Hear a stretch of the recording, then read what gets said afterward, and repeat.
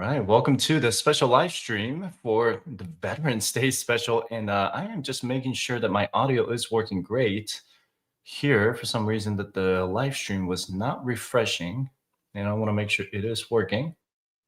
And it looks like it is working pretty good. All right, cool. So let me make sure that I gift you guys the membership for the people who just now joining in, and I am gonna go ahead and get started. But with the government shutdown ending, which is really good news for a lot of people in the military right now, and even for the federal employees, because they just passed the bill. In case you haven't seen, but the Senate did pass a new bill that is going to fund the government all the way to January 30th. And a lot of people ask me this, and this is a good question here. Why didn't they just think about this before all of nonsense that's going on, right? And I really feel sorry for everyone that's who had to go through this. And it's really man, it's just think about the government shutdown, and I feel like they're just playing these games nonstop. And I feel like this is something that they could have figured out so many months ago. But um, what's really the other thing I thought that was interesting is how uh, like the both sides of the aisle, they always said, well, we're trying to get this deal done, and but they're also not passing the bill to pay the employees and the military members, even although the military members did get paid for the last three paychecks. Well, they got October 1st, October 15th. October 1st was given, but 15th, November 1st, and then now potentially November 15th. And it looks like they're going to vote headed to the House, and they're looking to vote on this tomorrow on Wednesday. And that's going to end the 42, potentially 43-day government shutdown. And I can't, um, oh man, I can't even just imagine all of this that people had to go through during this difficult time. And Speaker Johnson told members on Monday to start returning as soon as possible in anticipation and travel delays, right? And this is due to the government shutdown. Neither chamber is in session Tuesday due to the Veterans Day holiday. I feel like they could just, forget about the holiday for those guys and just get the vote started. But it looks like they're going to start voting on Wednesday. And the final legislation extends funding for most agencies until January 30th, while including 3 full-year funding bills for some parts of the government. And House Republicans are confident that the package will clear the lower chamber. So the Senate had to get 60 votes, but the House just needs to get the majority, and then they're done. And it gets sent to President Trump's desk, and that's it, right? Airlines are expected to cancel 6% of the flights at 40 of the busiest airports. And I'm from Las Vegas, and I can always see that the flight cancellations throughout the day yesterday, and then they're seeing cancellations today. This is to comply with an order from the FAA, which is an increase from earlier 4% cutback. So that with all this shenanigan going on, and now that the government shutdown is finally ending, who's to say it's not going to happen again on January 30th, right? I mean, it could happen again. Who knows? And what's interesting is President Trump kind of had I don't know how to say this correctly, but he went on Truth Social, pretty much telling air traffic controllers to get back to work, and anyone who doesn't will be substantially docked, is what he said to the air traffic controllers. And I don't think the air traffic controllers are taking that very well. Let me know in the comment section down below or in the live chat if you are an air traffic controller. And he also said, for those air traffic controllers who were great patriots and did not take any time off for the Democrat shutdown hoax, that was his quote, I will be recommending a bonus of $10,000 per person for a distinguished service to our country. So I'm sure that the people did not, I don't know how people responded or if you guys saw that post, but I thought it was interesting. But anyway, this is a Veteran Day special for the live stream. And I am also a Air Force veteran. I retired after 20 years. And, I started out this business to help other veterans. And when I started making content on TSP, 401k, Roth IRA, HSA, and just the fire movement in general, started to get a lot of traction and a lot of popularity on people watching those content, specifically about the TSP videos. And these TSP live streams are to answer your specific questions. And I am here to answer your questions, but starting with the private members, community members who are in the, they're paying to be in the private community, and it's not like $100 a month or something like that. It's, we're having that 40% off today to, let people, get in at a very low price. And if you check out my website at firestarchat.com/pricing, we do have that Veterans Day special at 40% off for the community members. If you want to join in, that's for the annual membership. So for $120, that's going to go down to, if I do the math really quick, it's going to go down to $72 for the whole year. So this is very limited. It is only today, just today. And because Veterans Day holds something special for me. And, back in 2004, I enlisted in the Air Force. I went to MEPS, and I didn't even tell my mom about this. And that was during the invasion of Iraq. War in Afghanistan was still going on, and I wanted to join up like everybody else, right? All of my high school friends were enlisting, going to the recruiter's office. And I was originally going to join the Marine Corps, but the recruiter actually told me that, the slots are filled up, and why don't you try the Army? I was like, I don't know if I want to join the Army. So I went to the Air Force side, and I, joined the Air Force. I actually met the Air Force recruiter originally in the McDonald's drive line when I was working in McDonald's in high school, and I thought he was a pilot, and then come to find out he was a pharmacist. And he was like, well, come by the office. But I went to the Marine Corps office first, and then they told me that, they had enough people going to the boot camp in 2004, 2005. So, he's like, hey, try another branch and see how it goes. And I went to the Air Force, and I don't regret it. It was one of the craziest decisions that I've made, and not telling my mom, that was something that kind of backfired later on.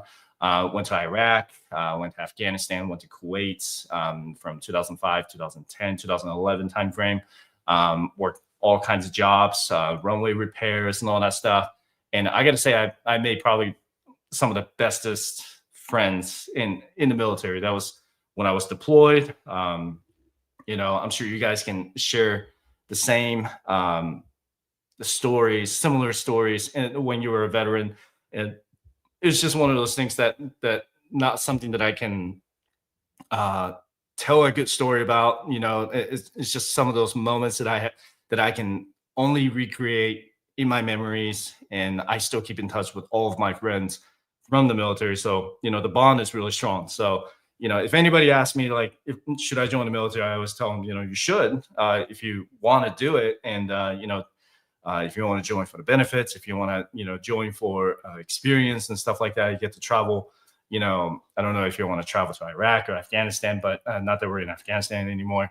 But definitely the experience was very, very awesome. And it's hard to retell those stories, because I had some really incredible time, and we had bad times too. And, anytime I see my old military friends, especially during my retirement ceremony, it was really nice to see all of them, and just kind of like my old very first supervisor. I had my friend from way back from when I was still in the dorms as an E1, showed up to my retirement. That was a special moment. But anyway, if you do want to join the community, it's only $72 for the year. And we also have a course, obviously, for the Fire Investing Academy. You can also get 40% off on that. And if you want to combine both of those between the course member and a community member, you can get the premium membership. That's also 40% off on the initial amount. And then you're going to pay $120 a year in the following year. So, I will highly encourage you if you want to check it out. And we also have the TSP community inside the private community with Fireside Chat, and we have a lot of federal employees, military members, active duty military members. So it's really it's good to see that. Oh wow, I really appreciate you donating You don't have to donate any money. This is free live stream, and I'm going to answer some questions about the TSP. So I'm going to get into it, but I really appreciate that DP01 with 10 bucks. And let me know where you served. If you served in the military, what branch, how long were you staying for? I really appreciate that. And thank you for that. And you don't need to donate. All the donations going to be going to the proceeds today. It's going to be donated directly to a charity. I go into some of the Wounded Warrior project, and I'm also in the Michael J. Fox, which is separate from the veterans, but Parkinson's runs in my family, so I do donate to that charity as well. But I really appreciate that. Thank you. All right, so let me answer some of the questions from the private community first. And the first question is, let me see. Right, I have 2 TSP accounts when I did 8 years in the Army. That's awesome. All right. Should I move it to my current TSP account or leave it where it is? So a lot of people ask me that question. You'd be surprised to know if you don't know this, but a lot of federal employees were prior service. I can't remember the statistics on that, but there are a lot of prior Army, prior Marines, Air Force, Navy who crossed over to the federal government after they left, they separated from service. So you're going to have 2 TSP accounts, right? So when you separate from the military, you're still going to have that TSP account that's sitting in your account. And then when you join the federal service, you're going to have a separate TSP account. So what I always recommend, depending on when you separated, so I'm guessing that since you left after 8 years, I don't know if you were enlisted or officer, doesn't really matter in this scenario, but let's say you are age 32, 33, around there. Let's say you join up at 25. Okay, I'll go with that. So that TSP is going to be sitting there, in there, the military TSP. So most likely you were probably under the legacy retirement system where you didn't get the match and everything. So what I want you to do is look at your TSP website, log in, and go to the contribution details, because the contribution details are going to tell you how much of your TSP account is sitting in the Roth side, and then how much of your TSP is in traditional. So let's say you have all traditional, okay, which is what most people have. And then you have a new TSP account, which is you're actively contributing to as a federal employee. You can actually roll over your old military TSP over to your current military TSP. When you log into your TSP, make sure to go to your profile page, and there's going to be under profile, it's going to say active or separated. So you want to make sure that status says separated from the military TSP. Okay. Once that's, if it says separated from your military TSP, then you can initiate a rollover. So you go to your TSP account, you go to rollover in, and then that's where you can actually start the rollover process. It's actually pretty simple because you're just going from military TSP to federal civilian TSP. The reason why you want to do that is because let's say you're in your 30s. You don't get to access your TSP until you're 59 and a half if you only have a TSP or traditional TSP or Roth TSP. Traditional TSP comes with what's called the rule of 55. So rule of 55 means that you can retire from the federal service, whether military or civilian, and you can access your TSP after you're 55. Unless you're in that special provision job like air traffic controller, then you can access it after 25 years, or if you reach the age of 50. Okay, but let's just say that you're not a air traffic controller or in any of the special provision job, then you want to roll that over to your civilian TSP so that when you retire at 55, if you make a career out of it, then you can access your old military TSP in the civilian TSP. I hope that makes sense. Okay. But if you leave it alone, then you're not going to be able to access that until you're 59 and a half, because the rule of 55 means that you have to retire in the year that you turn 55. So if your birthday is on December 31st and December 31st, 2026, and you're going to be 55 that year, you can technically retire on January 1st, and you can still enjoy that rule of 55, because in the eyes of the IRS, you are going to be 55 years old in the same calendar year. So it doesn't matter when you retire, as long as it's in that same year. So if you retire in 2025, then you're not going to be able to enjoy that rule of 55. But if you retire in 2026 and you're going to turn 55, then you can access that TSP. So if you have, like, let's say $50,000 in your military TSP and you move that over to civilian TSP, you get to enjoy that at 55 instead of 59 and a half. That's extra cash flow 4.5 years earlier. I hope that makes sense. Okay. That's a great question. Just keep in mind that when you roll that over, or if you leave it alone, it doesn't, just because the accounts are combined, it doesn't mean that it's going to grow faster. The compound interest, as far as the percentages go, assuming that you have all C fund in the military TSP and you have all C fund in the civilian TSP, they're still going to grow at the same rate.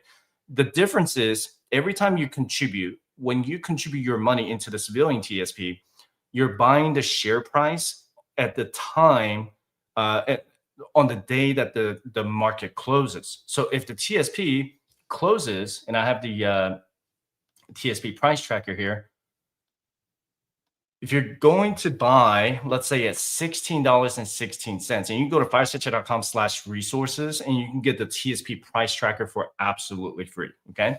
And you can keep track of your C fund, S fund, I fund, F fund, G fund, and all the life cycle funds, and see how they're performing year to date. I don't have the 1 year, 5 years, 10 years. I did that on purpose because you can go to the TSP website and take a look at that. But if you have C fund in the military TSP, and you have a in the C fund in the civilian TSP, if you buy it at $16.16, that's how many shares that you buy at $16.16.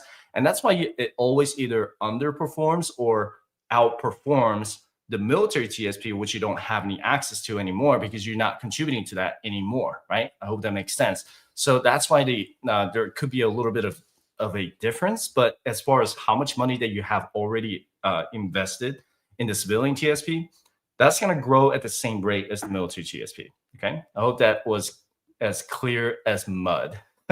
So, but anyway, good question on that. But you can go to firesightchat.com/resources, and you can get this for absolutely free. All right. But take a look at that when you get a chance. Okay. Next question. Let me see. Let me go into the YouTube live chat just real quick. No, I appreciate you being here. And let me go into, so the iFund, how do I feel about the iFund going into 2026? So iFund was a surprise in 2025 with a outperforming pretty much everything else. If you take a look at this, right? If you go into the iFund, it is performing at a 28% return year to date. That is from January 1st, 2025 until November 10th, which was yesterday. Now, the reason why it's performing really well is because the iFund structure has changed. So it has more emerging market funds, or the emerging market stocks in the iFund now. So they have like more small cap iFunds that are more aggressive. That's doing pretty good. And as far as how it's going to do in 2026, it really depends on how the overall investors feel, because the iFund, this isn't just in TSP, but if you look at the international stock index fund, it has been outperforming the S&P 500 in 2025, because a lot of investors felt that because of the tariff situation, they wanted to flock over to the international market where they felt that it was underperforming. There was an article from Fidelity from 2023 and 2024 saying that the emerging markets on the international side was undervalued. Okay. And that was Fidelity saying that. And, does this mean that I'm going to put all 100% into iFund? No. Does this mean that I'm going to put 100% into my international stock index fund? No, right? Because it is still aggressive and the international market is still growing. I'll use Guyana as an example. Guyana is a small country next to Venezuela, right? And Venezuela is kind of like saying that, oh, this is the, because Guyana found the oil on their coast, but Venezuela is saying that that's our oil. That's a political topic. But anyway, Guyana finding that oil was a huge discovery, because that can be exported to the US, to other countries. And now they're saying that Guyana can fund their education, they can fund their infrastructure and all that stuff too, right? So that's one of the small examples. But there are going to be other countries finding oil, in their on their land or in the ocean. That's where Guyana found their oil. But is that going to happen in 2026? Nobody knows, right? I can't tell you how CFUN is going to do in 2026. Uh, Although I can kind of predict how S-Fund is going to do because S-Fund historically does pretty well, better than the C-Fund when the interest rates start to get lower. So in 2020, during the COVID year, C fund did really well with it was like a 14% return, but the S fund did like a 20% return because of the interest rates went all the way down to zero because people were more risk on in the market, right? So when people go risk on in the market, they tend to flock more into the small cap to put more money into the small cap, medium cap stocks in general. Like us, you and me, putting money into the TSP or all of us, it's just small chunks of change. But when hedge funds and everybody else, the billionaires, when they move money, when they buy shares, they're buying 50 million, $100 million at a time, right? So that is the real money movers. So when you pay attention to how Wall Street is feeling about the S&P 500, a lot of people are saying that it's overvalued. Okay, fair, it is slightly overvalued, but in my opinion, it's not going to be like, oh, we're going to see a negative, like the S&P 500 is going to go down from, or where it's at, 6,700 down to 6,000 in a matter of a year. Maybe there's going to be a employment recession a little bit, but who knows, right? Nobody knows for sure how I fund is going to do in the future, how a C fund is going to do. But S fund does have a trend. Uh, how that's going to perform does based on how much the Federal Reserve is going to cut interest rates. So that is an interesting trend that you can keep track of. And I'm not by any means recommending S fund to anyone. It's just some of the things that I have seen in the past. So hopefully I answer that question a little bit. But how I feel about it, I'm still gonna, I still have my military TSP. I haven't deactivated yet. I haven't moved that money over to anywhere else because when I deployed, I put some money into the combat zone exempt TSP, which is pretty much gross tax free and everything, and put money in tax free. And I don't want to move that over to the Roth IRA, so I just kind of like left it where it is. But I still have like C fund, S fund, and I fund. I don't really put money into the life cycle funds. I like to pick and choose. That's just my scenario. That's how I like it. So but yeah, hopefully I answered that question though. But anyway, awesome. Army, 1992 to 1995, mechanized infantry. All right. Yeah, I should have worn I have a T-shirt that says Chair Force with a chair, and it says Chair Force veteran. I should have worn that shirt today, but I got to look all professional, of course. But that's pretty awesome, though. Thank you for your service as well. Oh, that's awesome. Stationed in Germany, did a 6-month tour in Macedonia. Wow.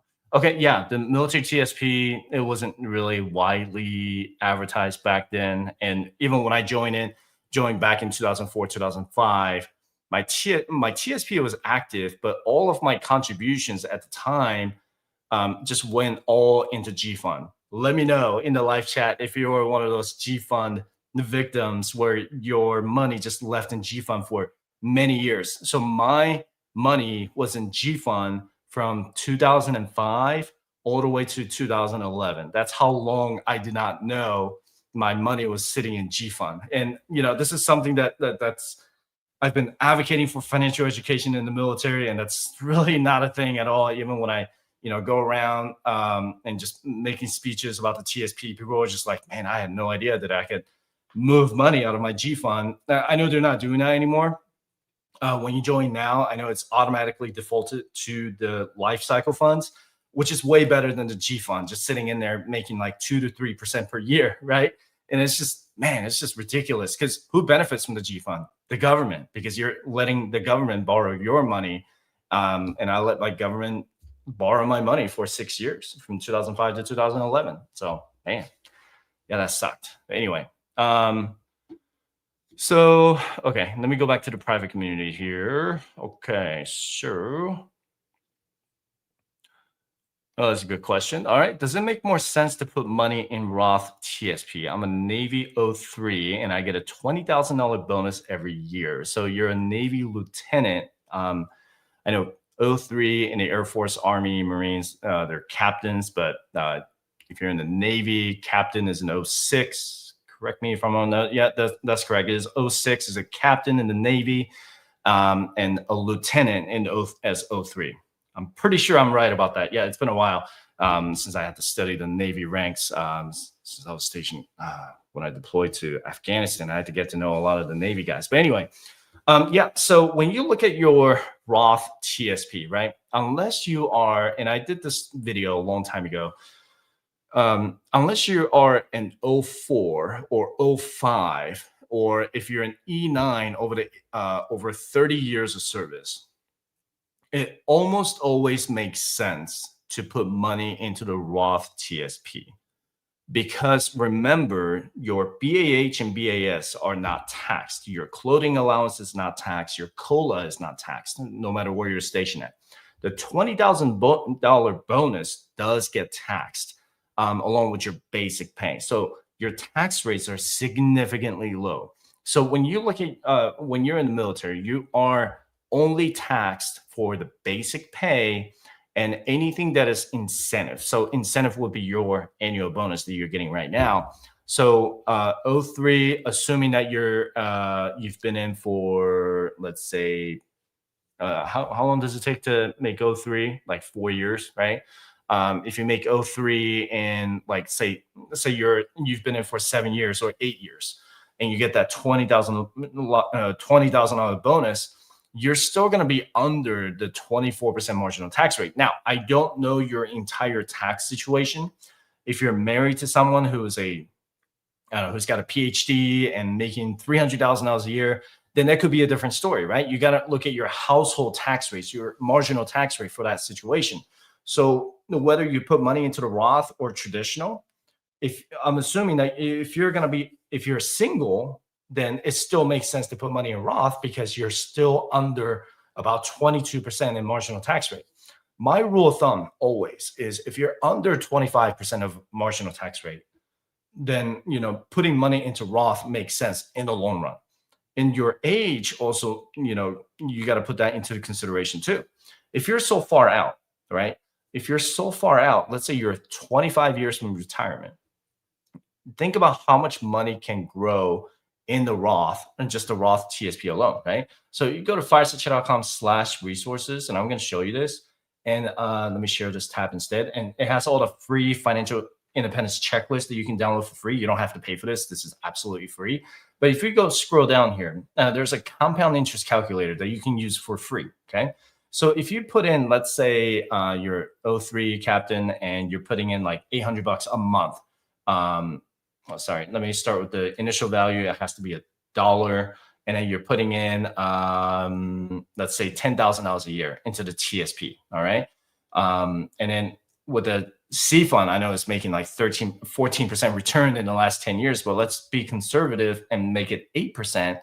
And if you have 25 years to go, and if you take a look at this, it's still going to grow to $731,000, right? So if you do military and if you do it for 20 years, like I did, and if you put in $10,000 a year and with an 8% average annual rate of return for 20 years, that's going to grow to about $457,000 in your Roth TSP if this is all Roth.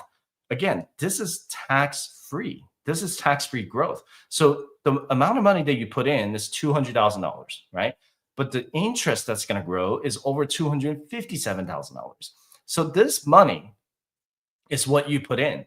And you can take it out at any time if you move it to a Roth IRA, which is a separate video that I made in the past. And that tax-free growth is incredible at $257,000 because at the beginning, you're not going to see much of a growth, right? You're going to see year one, year two, you're going to grow at $2,400. But when you get to like year 10, you're going to see that $100,000 in principal. Let me scroll down just a little bit.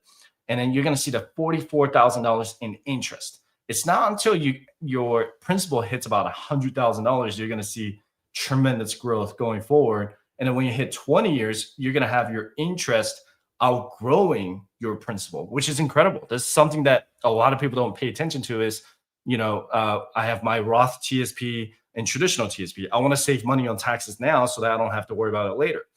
But if you're in the military, basic pay plus your bonus, you're still going to be under 22% in marginal tax rate, assuming that you don't have state income tax. That's something else that you have to consider as well. Is it going to be under 25% or over 25% with the state income tax? I don't know where you're stationed at. And you could be, let's say I was a Washington state resident for a while and I moved to Nevada, but I was still keeping my Washington state residency, and just kind of like save money on taxes.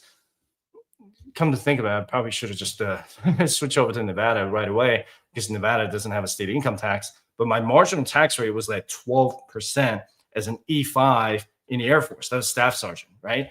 And because I was paying 12%, I didn't have to pay capital gains tax. I didn't have to pay for any additional taxes on top of that. And, a lot of times I just got my tax refund because I was paying too much into the taxes anyway. But, that's how you want to look at it is how much your money will grow tax-free. If you're like 20 years out, 25 years out, think about how much of that money is going to be growing tax-free. And then by the time you're 55, or let's say you're 59 and a half, how long does it take, right? Let's say you're 30 right now. You got 30 years until you hit your retirement age. That's $1.1 million if you contribute $10,000 a year, and that's all tax-free when you're retired. And that's a huge thing when you think about it. It's not something that you should look over because tax-free retirement is far better than the traditional retirement. Because remember, traditional TSP, when you're 75, if you're under the age of 60 right now, you're going to have to go through the required minimum distributions, which is the RMDs that nobody really thinks about. Nobody really thinks about that because I'm 30 right now, so I don't want to pay taxes. And then when I'm 75, I'll worry about the taxes later. Trust me when I say that my clients who are in their 70s, they're stressing about the taxes. They really are, right? And a lot of people feel like, man, I should have done the Roth conversion a lot sooner. And you get to do that too, with the in-plan Roth conversion coming out in 2026,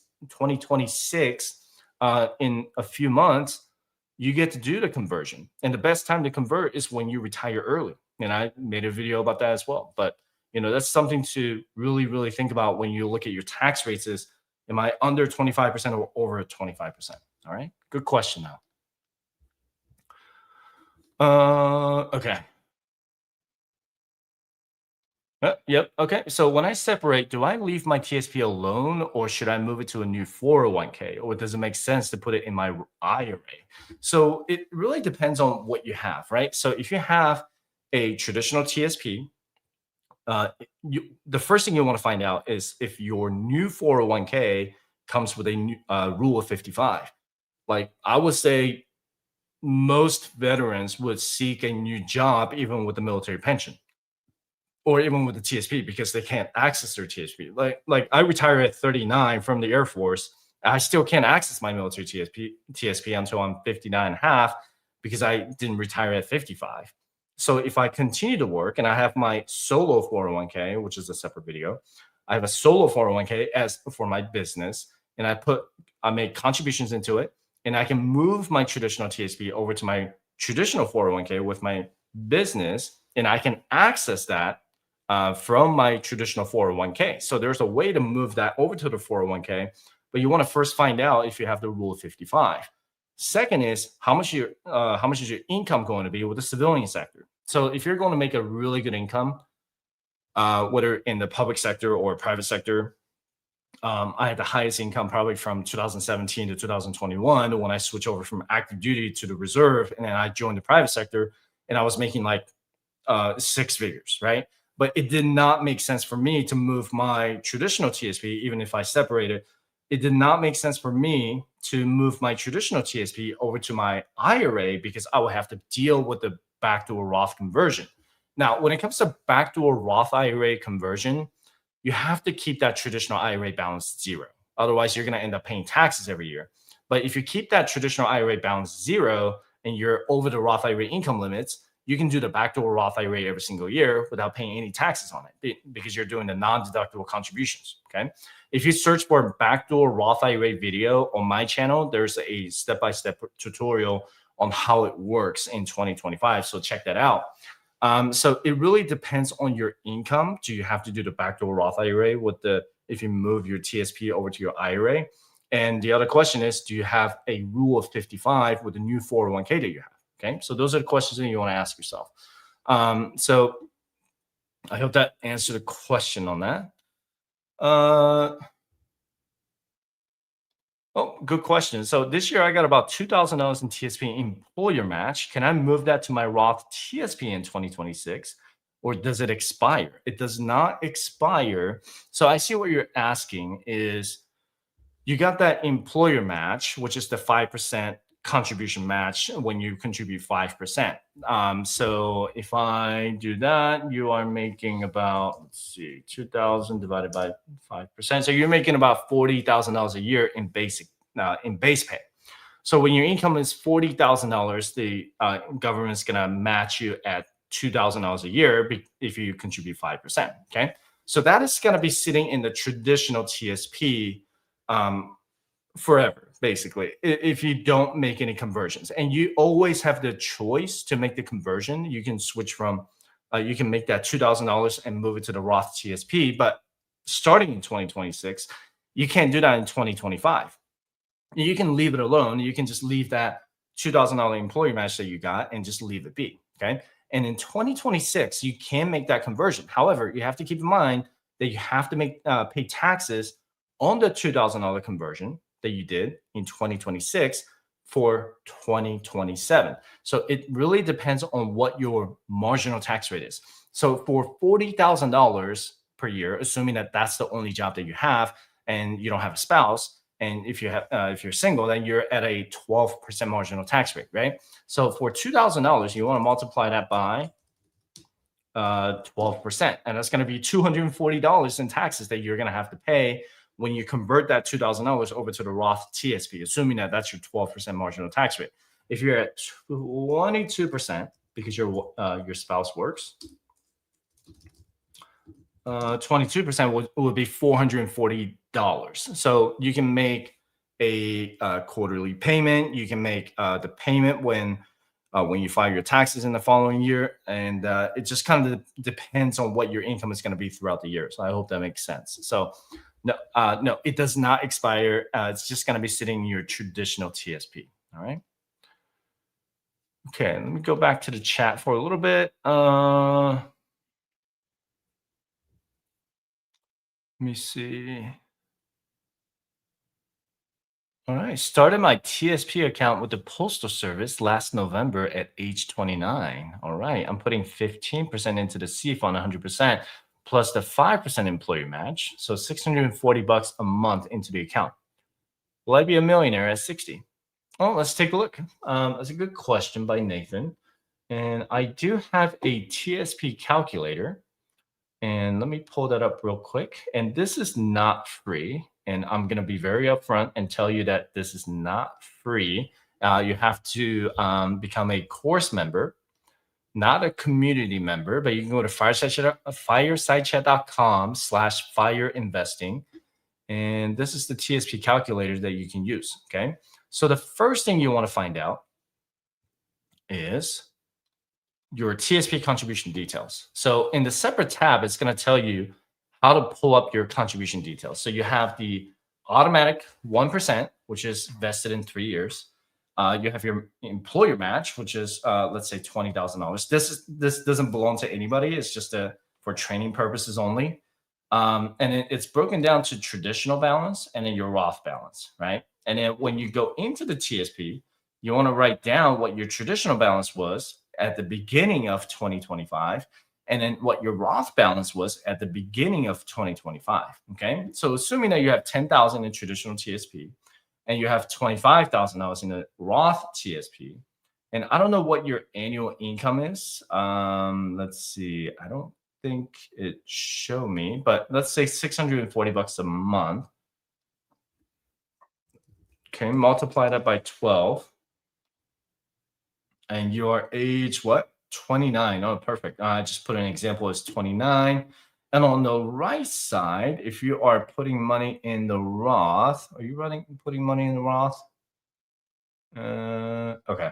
I don't know. I don't have the answer to that question. So, um, cool. So if you put in 640 bucks, so I'm guessing it's about 10%, and that is 7,500. All right. So if you put 7,500 bucks a year, 10%, and if your income increases by, let's say, 2% per year,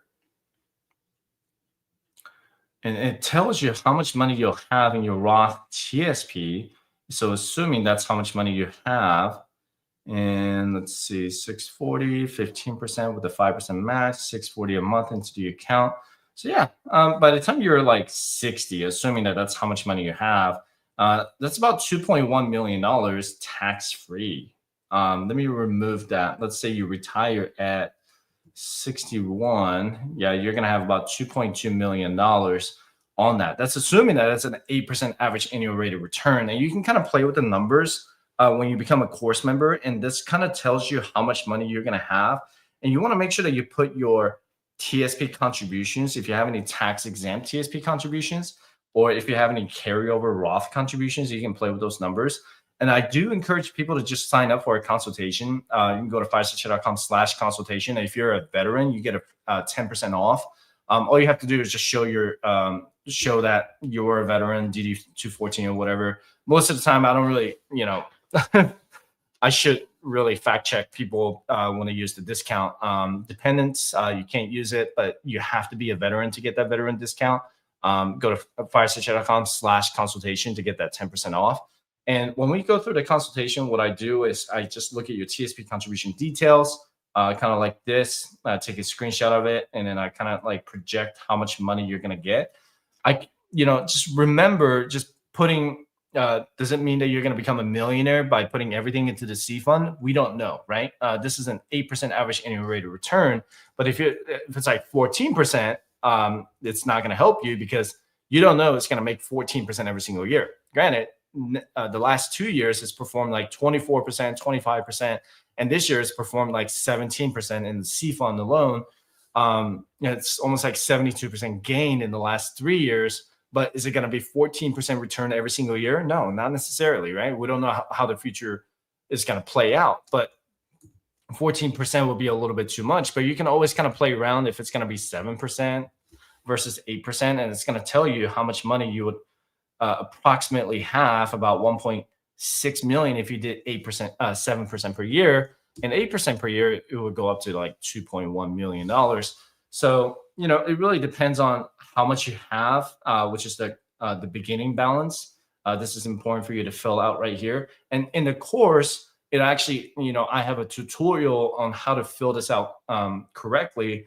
And you can get 40% off today for the Veterans Day special. So check it out when you get a chance, okay? But I hope I answered that question.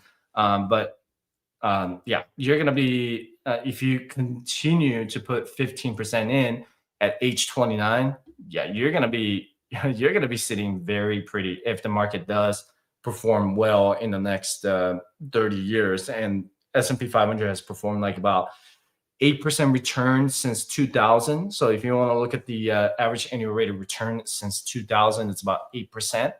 But is the C fund going to go up every single year? No, right? We're always going to see the bear market like we did in 2022 when the C fund was down like 17%. So that was a high inflation year. And yeah, but anyway, hope I answered that question. Let's see. Okay, so I've been in the military for about 3 years, and my TSP put my money in the L2065 fund. Oh yeah, they have L2070 and L2075. If you guys didn't know, should I leave it be or move it to something like CS or I funds? So there's nothing wrong with the life cycle fund. I know people have sent me messages from Reddit. I know Reddit has a sub TSP community they say C fund all the way kind of things, right? I mean, if you look at the historical data, C fund has outperformed every single fund in the TSP. The life cycle, I fund, S fund, C fund is by far the best as far as the historical data goes.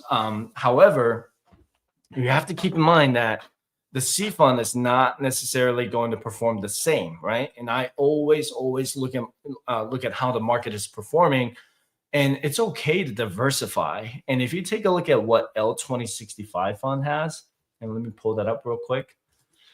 L2065. What you want to do is understand what is inside the L2065 fund.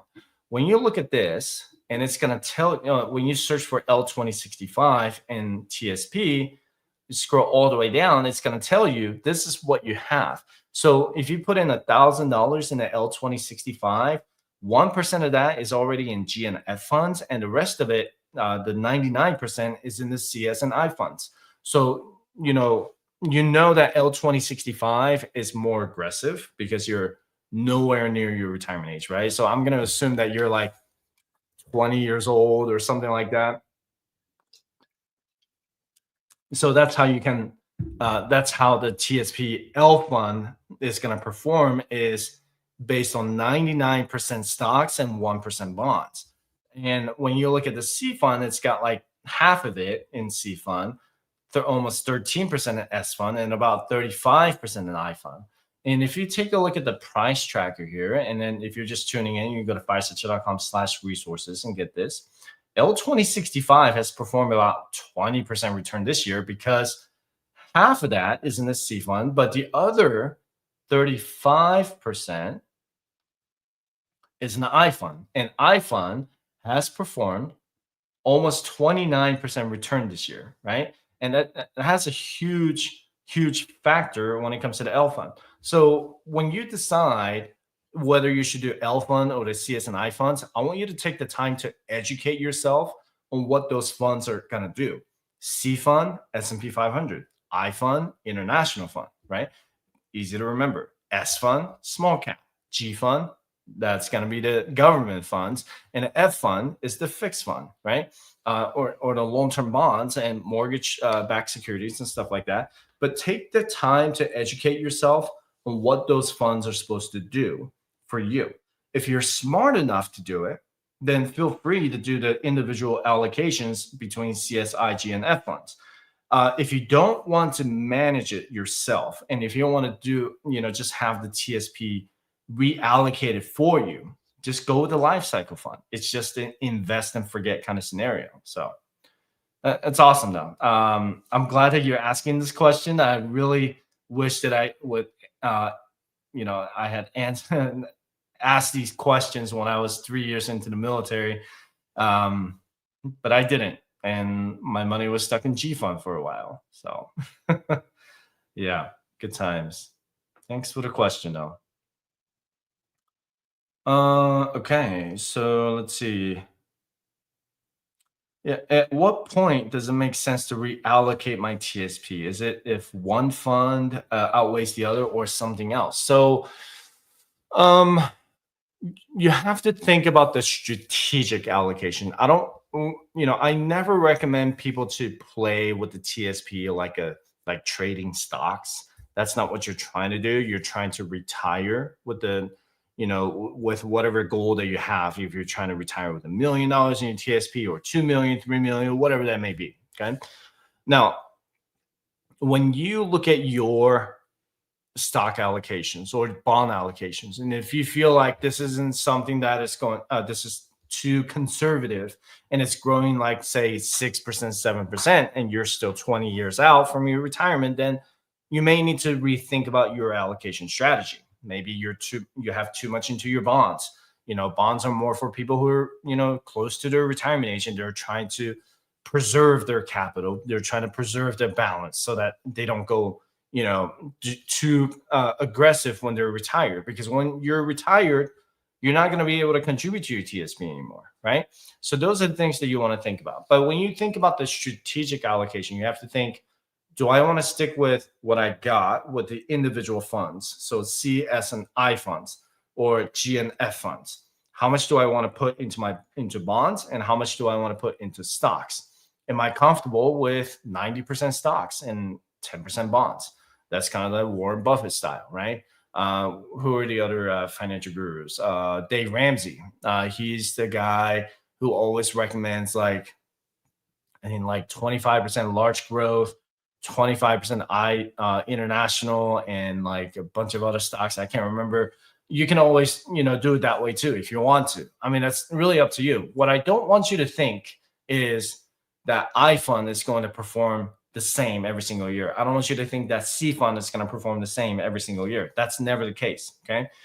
You want to have that strategy going into the place and think about how much of your money is going to be exposed to the stock market.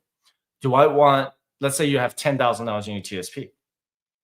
Do I want 80% of that, or $8,000, to be exposed to the S&P 500? So if the S&P 500 tanks, then it goes from $8,000 to $7,000, and you have a significant loss in that. Are you close to your retirement age, right? Those are the things that you want to think about is, do I want to put all of my money in the same basket and hoping for the best? Um, you know, Hoping that the money doesn't go down 10%, 15%. And a lot of times that people forget about is the sequence to returns risk, right? If you've heard that term, it's kind of like term. When you retire from the workforce, you're going to have that money sitting in your TSP, and you want to be very strategic about how much of that money is going to be preserved, because you want to preserve that money and make sure that it doesn't get hit through the volatility. We may see more volatility in 2026, 2027, who knows, right? But if you're the type of person, I'm like, I can't stomach a 20% loss if I put all of my money in the C fund, then you need to rethink about your strategy. But if you're like still working and you want your money to continue to grow, but you want to have that target of 8%, 9%, or 10%, then having 40% in bonds is probably not going to achieve that, right? I hope that makes sense. But those are the things that you want to think about is, how much of my money do I want to be exposed to the stock market or the bond market? Do I want more money into the G fund that only grows 3% per year? Or do I want to expose my money to the C fund that could potentially grow 10% per year? Potentially, right? So that is the key that you want to remember is how much of that is going to, going to be exposed. So you got to think about the exposure when you think about the stock allocation. All right. Let's see. Oh, yeah. A Roth IRA is not the same as the Roth TSP. A lot of people get confused about this. IRA is an individual retirement account that is completely detached from your employer. Okay. And I always recommend having a Roth IRA, no matter what your status is, where you work, whether you're in the military or whether you're in the federal government as a civilian employee, you should always have a Roth IRA. Roth IRA is for you to keep alone. All right. So that's your Roth IRA. For Roth TSP, that is a part of the TSP. And TSP is always going to be where you, as long as you're in the military, you're going to have the military TSP. And that military TSP is going to have the blended retirement system, which you get a match, right? If you join after 2017, you're going to get that match if you're elected to do the blended retirement system. And then if you join before that, then you're most likely in the legacy retirement system. Legacy retirement system doesn't come with a match. So that's something that you have to remember is that TSP goes with you as long as you're employed by the government. Roth IRA stays with you for the rest of your life. Okay. You can always contribute to the Roth IRA as long as you have an earned income. It doesn't matter who you're employed with. You can contribute to the TSP or Roth TSP as long as you're employed by the federal government. That's the big difference. Okay. I know a lot of people get confused between Roth TSP versus Roth IRA. Those two are not the same thing. Roth earnings, there's a rule about that. Got to keep that in mind, is that Roth IRA contributions you can always take out whenever you want. The Roth IRA earnings, those are the ones that you have to wait until you're 59 and a half. And I do have a Roth IRA calculator. You can go to firesightchat.com/fire investing to become a course member. And we have 40% off today for Veterans Day special only for today. All right. And once you purchase the course, you can go to the module and it's going to show you the Roth IRA tutorial on how to use the calculator, and you can download it to the desktop. And if you never want to be enrolled in the Fire Investing Academy again, that's fine. You're going to be a course member for life. And I'm always going to have a new update depending on what the new Roth IRA contribution limit is going to be in 2026. I'm assuming it's going to be like about 7,500. In 2026, in 2025, it's going to be limited to $7,000. Okay. I'll share the screen real quick because I do want to explain the Roth IRA conversion real quick. When you are over the Roth IRA income limits, I want you to remember this. Just because you're over the Roth IRA income limits, you can always do a backdoor Roth IRA conversion. Okay. So you have to remember you have a traditional TSP. I'm sorry. Let me start with, you have a Roth IRA. Okay. You're going to have that. And you have your TSP. Two completely separate things. All right. So you can put money into the TSP. That's you. And then the government will also put money into the TSP. That's completely separate. Roth IRA, that's just you. The government does not put a match in there or anything like that.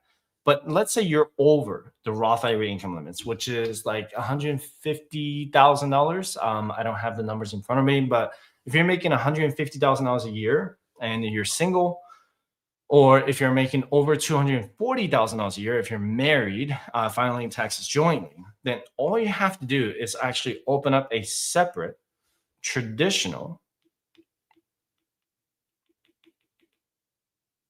IRA account. And this is preferred to be in the same broker to make it simple. All right. So let's say you have, I'm going to use Fidelity as an example. If you have Fidelity with Roth IRA and your income goes up, you can always use the traditional IRA with Fidelity. It's just easier. If you have Schwab traditional IRA, it's going to take a little bit longer to transfer that money. I mean, you can do it, but it's just very inconvenient. All right. So you want to have the same broker for that, for this example.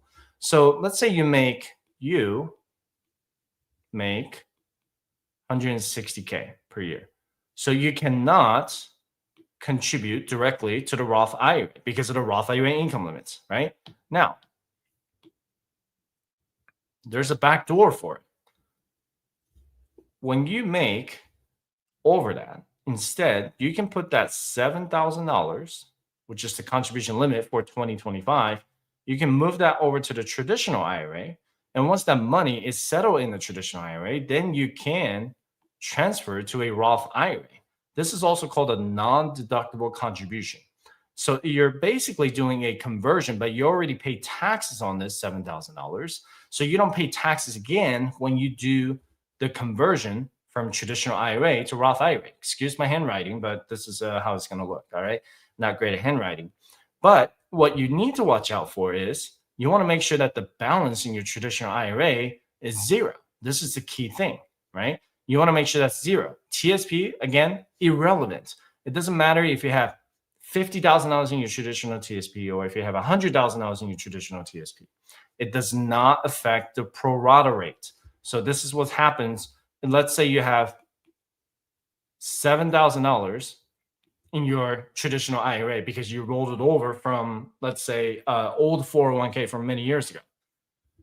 When you put $7,000, when you convert $7,000, that's your traditional IRA contributions, the pro rata rate gets triggered. Now, this becomes 50% after tax, and you have 50% pre-tax. So when you move $7,000 over to your Roth IRA, half of that, the $3,500, is going to be non-taxable conversion.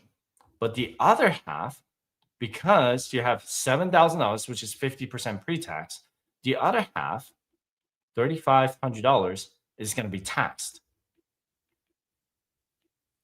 And if your marginal tax rate is at 24%, that would be the case for most because you're over the income limits. You have to pay 24% of that $3,500 to the IRS because you have a existing balance in your traditional IRA.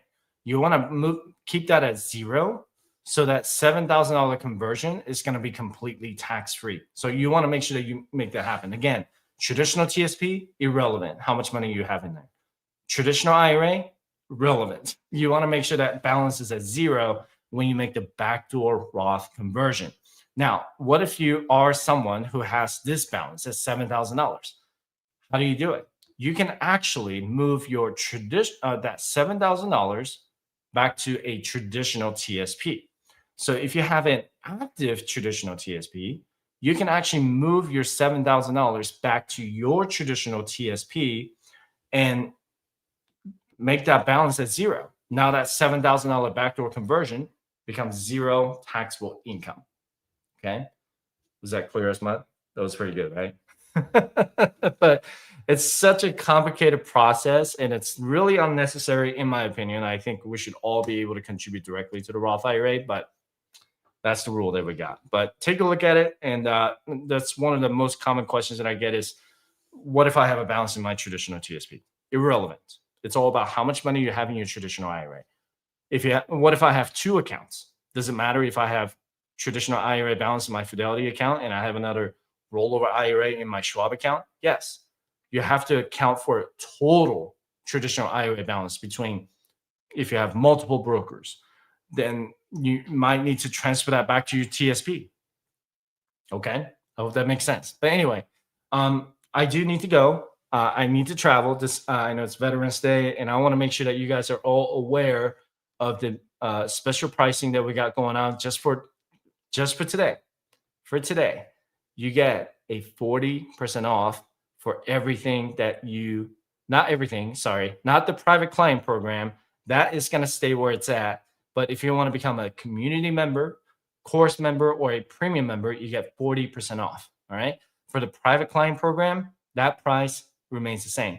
But if you do want to become a private client and you just work on it one-on-one, you cannot just sign up for the private client program and just sign up for it without having a 60-minute consultation. Okay.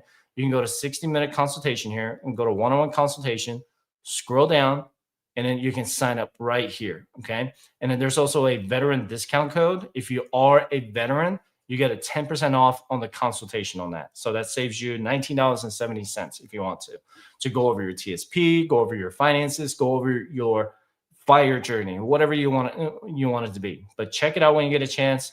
You do need to be a veteran to get that 10% off, and you can verify your military status with the DD-214 prior to the meeting. If you're active service, you can just show me your CAC or whatever. We're not going to take pictures of the CAC, and I know that's we can't do that. I actually had to remind the DMV that you cannot make a copy of the CAC because it is against the law. So we do check your military status if you do want to use the veteran discount. But anyway, really appreciate you guys being here, and I will be back next Wednesday. No, probably the week after. I don't know. I can't remember the next live stream is going to be. But if you guys enjoy this, let me know. And if you want to have more Q&A sessions on the Roth IRA or HSA or just FIRE journey in general, I'm going to have future live streams. I'll try to do it every week, but I do have to go. But until next time. All right.